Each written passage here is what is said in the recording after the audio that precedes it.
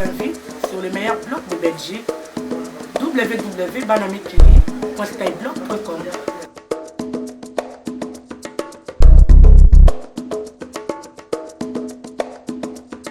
Les bandes de jeunes, il y en a toujours eu dans les villes, avec leur lot de bagarres dans les rues, sur les terrains vagues ou encore aux alentours des boîtes de nuit. Mais ces dernières années, il semble bien que le phénomène soit de plus en plus violent.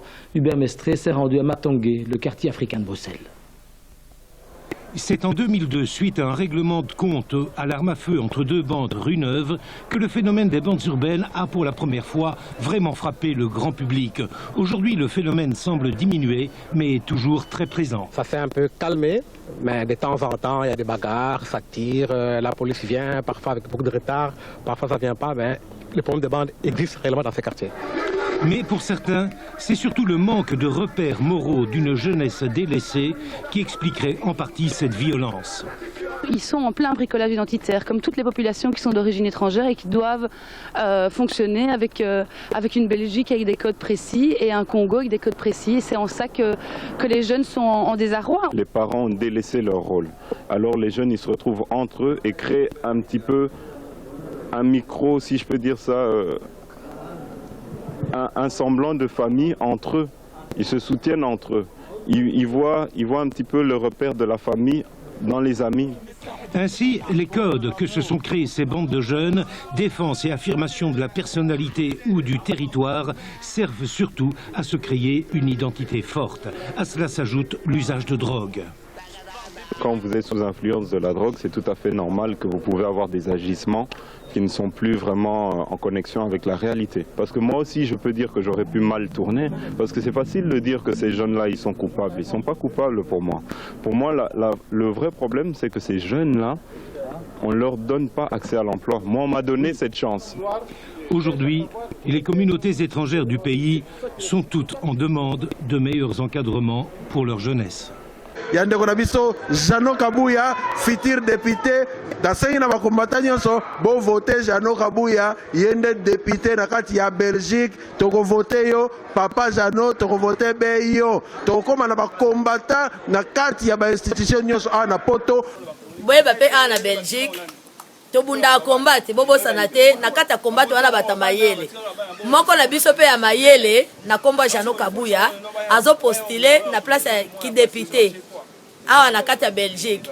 Donc bo bouger oh nyonso aza na nationalité belge 5 ans bakoma pe ko voter. Donc boye bake bo tia maboko pona ndeko la biso po alobela biso pe makam na kata parlement. Toye baka nine le karapona biso ba congolais na kati to bosa na te photo tia maboko aza na kati pa secret za la kuna ya bando bimisa biso libanda ingeta des gens oza koko na biso koko Kabuya yo bionga banda komba donc tango pe koki yango ya ko supporter comprendre yeso ka place wana boy bango ke no biso pe toza wana donc to toucher bango partout. Et ça, c'est na makamuto ça rien. Il faut que la politique va bien pe parce que ba na besoin na biso pe na besoin na bango to koli na bango to suka pe na bango. Donc bo supporter camarade na biso massa na biso koko na biso ndeko na biso. To ana besoin na bino support na bino bimba. Moki mobimba tous les combattants derrière Jano Kabuya. Ingeta.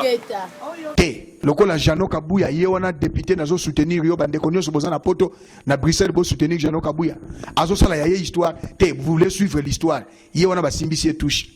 Donc tu vois makamba Congo mais tobo sanate ba mboko tozo fanda. To monike ba mboka na zo s'impliquer mingi na kati ya makamba ba mboka na biso. To monaki Belgique awa tango ba ibaki ba élection to monaki gouvernement belge comment s'impliquer ki makasi po a étouffer ba voix na biso.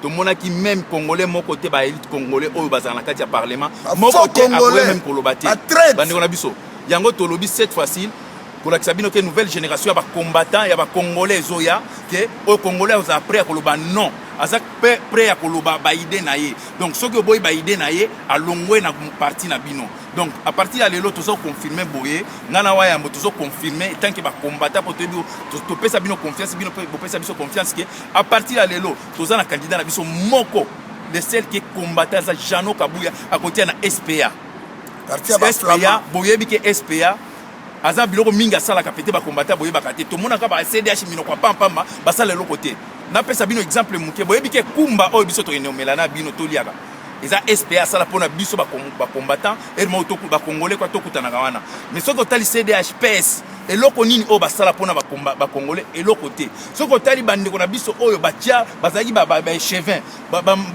soki badéputé soki otuniki eloko nini bosala mpona peuple congolais eloko te mais soki otali na SPA okomona ke candidat moko congolais azala kuna na kati te mais tala quand même batia eloko moko wana ke congolais soki aza besoin ya kokota internet ake wana baréunion tokotaka wana soki oliza besoin ya komela tokende wana donc tozosenga epa na bino tosala élection oyo ya conscient toza conscient na makambo tozosala tokopona isu ya buzoba te mpona molangi ya masanga te mpona t-shirt te mpona bamatanga te cette fois-ci tokopona avec intelligence il faut choisir mutu oyo ya kokende kodéfendre biso soki toyebisi ke lobela biso boyake koloba donc tozala candidat moko eza Jano Kabuya toza besoin de nouvelle génération oyo kodéfendre peuple congolais kozaka awa te même na Congo Ingeta Jano Kabuya candidat na biso moko ba congolais osambwa babaya la poto bokoka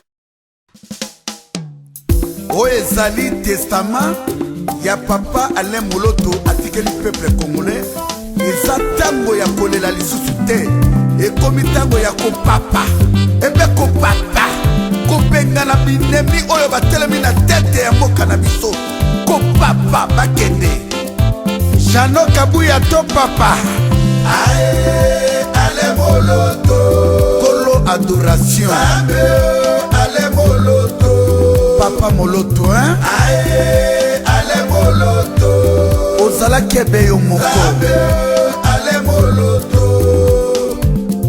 lelo papa Moloto akufeli nini yo papa Moloto akufeli mabele ya Kombo papa Moloto akufeli mabele ya Kimbambwe papa Moloto akufeli mabele ya Patrice Emery Lumumba papa